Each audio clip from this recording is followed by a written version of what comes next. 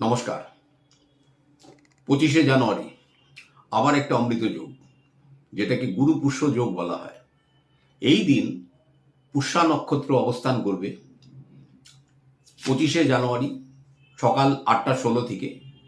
এই যোগটা থাকবে পরের দিন 10টা 28 পর্যন্ত।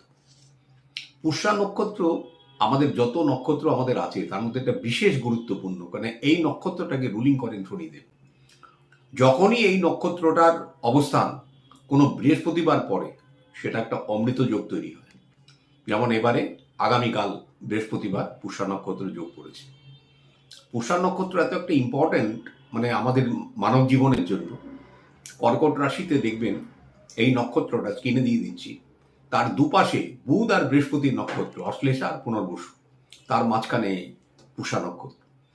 তার মানে এই নক্ষত্রটার দুপাশেই কিন্তু গুরু বৃহস্পতি, কমিউনিকেশনের অধিপতি হচ্ছে বুধ, তার অবস্থান। আর পুষ্যা নক্ষত্র হচ্ছে শনিদেবের রুলিং, মানে কর্মফলদাতা। অতএব বুঝতে পারছেন এই নক্ষত্রটার গুরুত্ব কতটা।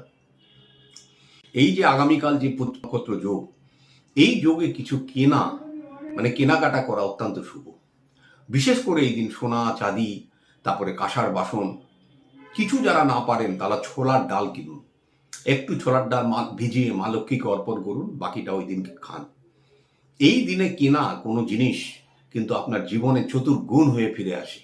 এটাই হচ্ছে এই নক্ষত্রটার বিশেষতা। আর হচ্ছে এই নক্ষত্র দিনে চেষ্টা করুন একটু আধ্যাত্মিক থাকতে, একটু লোকজনকে সহায়তা করতে, কারণ এই দিন যে যে কর্মগুলো করবেন তার জীবনের সুফল লাভ 100%।